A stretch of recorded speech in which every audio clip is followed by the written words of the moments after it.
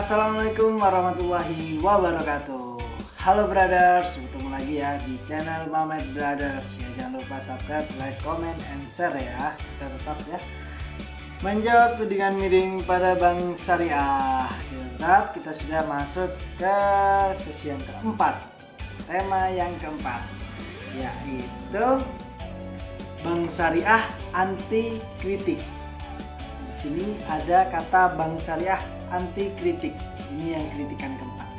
Kritikannya, Bank Syariah itu anti kritik. Dikritik tapi tetap saja membela diri, merasa sudah sesuai syariah. Itu kritikannya. Oke, kita akan lanjut membedah buku ini. Membela diri itu wajib, apalagi jika membela diri terhadap tudingan yang tanpa dasar jelas. Mari kita pastikan untuk terlebih dulu memahami konsep dan praktik Bank Syariah jika ingin memberikan kritikan, apalagi kritikan di sosial media yang beredar di luas masyarakat. Dua hal yang harus kita pahami, yaitu konsep, praktik, baru logis bisa mengkritik. Jadi dua hal yang harus kita pahami, yaitu konsep, setelah itu praktik, baru kita bisa membuat logis kritiknya. Perhatikan bahaya jika kritik Anda atau apa yang Anda kabarkan ternyata tidak sesuai dengan sebenarnya. Di sini ada tanda-tanda orang munafik ya. Di Arab ini ada tanda-tanda orang munafik. Kita bacakan artinya saja. Tanda-tanda orang munafik ada 3. 1. Ketika berkata, mengabarkan sesuatu, maka ia kabarkan hal yang bohong, tidak sesuai dengan sesungguhnya. 2. Ketika ia berjanji, maka ia mengingkari janjinya. 3. Ketika ia diberi amanah, maka ia mengkhianatinya. Hadis tersebut menyatakan bahwa mengabarkan hal yang tidak akurat adalah ciri utama munafik. Mengabarkan ini termasuk mengucapkan, memberitakan, menyebarkan, atau share. Hati-hati jika ingin men-share sesuatu. Semoga kita menghindari dari ciri akurat orang munafik. Amin. Hati-hati pula jika kita ingin mengharamkan yang halal dalam muamalah, itu bisa masuk perilaku musyrik. Cek tafsir Ibnu Katsir atas Al-Quran surat Al-Baqarah 275. Ada kitab tafsir Ibnu Katsir juz 1 halaman 382. Sudah menjadi rahasia umum bahwa saat ini banyak kritik terhadap Bank Syariah, termasuk dari para ustadz dan followernya.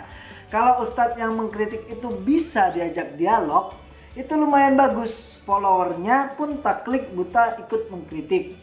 Namun tidak berbekal ilmu, mereka tidak tahu masuk kritik yang disampaikan. Jika bersedia objektif dan memang benar-benar bermental positif, konstruktif, pengkritik bisa memberikan solusi atas kritiknya dari dua sisi, yakni sisi konsep dan sisi praktik. Berikut adalah kutipan tafsir Ibnu Katsir yang menyatakan bahwa menyatakan riba atas jual beli yang sah merupakan perilaku musyrik. Ini Ibnu Katsirnya. Jelas ya. Jadi kalau beli buku ini bisa dibaca sendiri. Kita baca artinya. Selain itu ada rumus langkah yang harus dilakukan jika ada kesalahan di Bank Syariah. Rumus ini berdasarkan hadis yang ini. Berdasarkan hadisnya. Hadis riwayat Imam Muslim dan Imam Ibnu Majah. Orang yang melihat kemungkaran, yang beneran kemungkaran di antara kalian, maka tugas orang yang melihatnya lah untuk benerin pakai power, kekuasaan, kemampuan, aksi nyata, sistemik, syariah, legal, formal. Jika nggak mampu benerin pakai power, maka benerin pakai lisan dan atau tulisan. Jika nggak mampu benerin pakai lisan, maka benerin pakai hati. Diam, cukup ingkari dan doakan. Meski itulah selemah-lemahnya iman. Hadis tersebut juga dengan lugas menyatakan bahwa tugas mengubah keadaan dan memberi solusi adalah bagi orang yang melihat, man ro'a, atas kemungkaran tersebut. Otomatis tugas pengkritik itu tidak ringan karena harus mengubah atas hal yang ia kritik. Hadis tersebut juga diakhiri dengan pernyataan bahwa jika tidak mampu mengubah kemungkaran hal yang ia kritik, maka ubahlah dengan hati, cukup dengan mengingkari, diam, mendoakan. Diamnya pengkritik jika ia tidak mampu memberikan solusi positif konstruktif yang menandakan ia masih punya iman, walau lemah.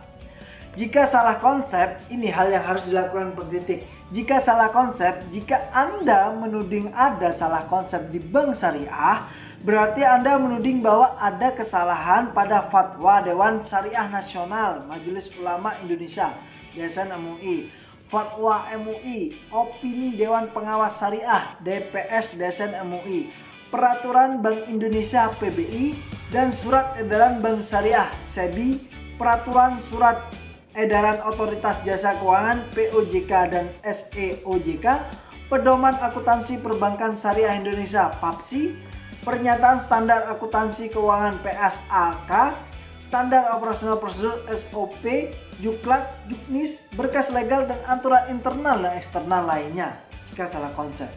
Solusi jika Anda benar-benar yakin menemukan kesalahan di konsep bank syariah, apa solusinya? Kalau Anda menemukan kesalahan konsepnya, ini. Silakan Anda mengubah semua dokumen tersebut, baik dengan proses, cara audiensi, dengan praktisi maupun regulator terkait. Yakinkan pihak yang berwenang. Jika Anda tidak mampu melakukan atau memberi solusi yang benar, maka diamnya Anda adalah ciri Anda masih memiliki iman, walau lemah. Ingat baik-baik bahwa tugas mengubah kemungkaran adalah ada di orang yang melihat kemungkaran. Tugas pengkritik adalah memberi solusi nyata atas kritiknya, bukan tugas orang lain. Ingat ya, bukan tugas orang lain, tapi tugas pengkritiknya. Jika salah praktik, tadi kan salah konsep.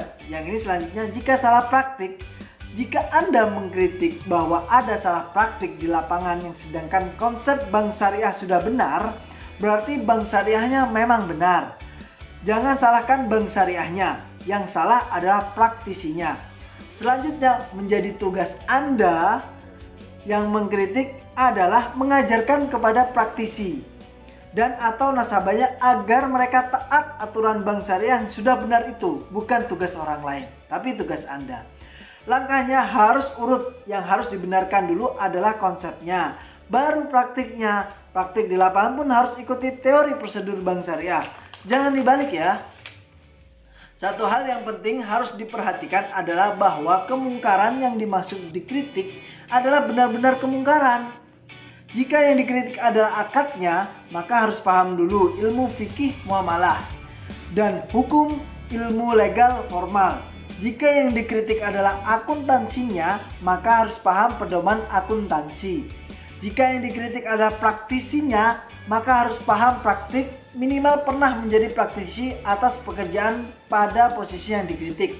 Nih, penulis menjelaskan nih, saya Ahmad Ifam Solihin, penulis ya, pernah melakukan langkah nyata mengkritik bank syariah sampai terfakta saya diundang untuk melakukan audiensi resmi dengan belasan praktisi dari 5 divisi berbeda. Lanjut dengan menemui regulator secara langsung, saya berhenti mengkritik ketika produk bank syariah tersebut resmi dibuka oleh regulator dan berlaku bagi semua bank syariah yang terlanjur memiliki fitur produk tersebut. Silahkan jika para pengkritik bisa meniru langkah saya. Saya ini adalah Bapak Ifam ya. Jadi Bapak Ifam itu pernah mengkritik bank syariah.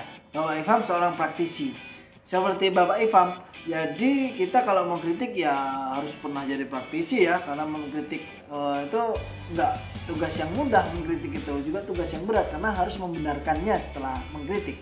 Oke brother, jadi simpulannya dari bank syariah anti kritik ini yang keempat ya, bahwa ternyata bank syariah sangat terbuka terhadap kritik. Syaratnya kritik itu harus punya landasan kuat dari sisi usul fikih, regulasi legal formal sampai praktik. Demikian, semoga bisa menjadi bekal bagi Anda yang ingin mengkritik bank syariah secara sistematis, positif dan konstruktif demi kemajuan bank syariah. Jadi, para pengkritik, monggo silakan beli buku ini. Untuk cara mengkritiknya kita bisa lihat yang keempat ya dari daftar isi. Baik, terima kasih brothers. Kita akan bertemu lagi di sesi berikutnya, yaitu sesi yang kelima, bahwa kritiknya bank syariah tidak boleh dagang. Seperti apa itu? Kita lanjutnya di minggu depan ya. Jangan lupa untuk tetap subscribe, like, and comment ya, agar si content creator bisa tetap bersemangat dalam membedah buku tudingan miring pada bank syariah. Mamet Brothers undur diri. Dadah brothers. Assalamualaikum warahmatullahi wabarakatuh.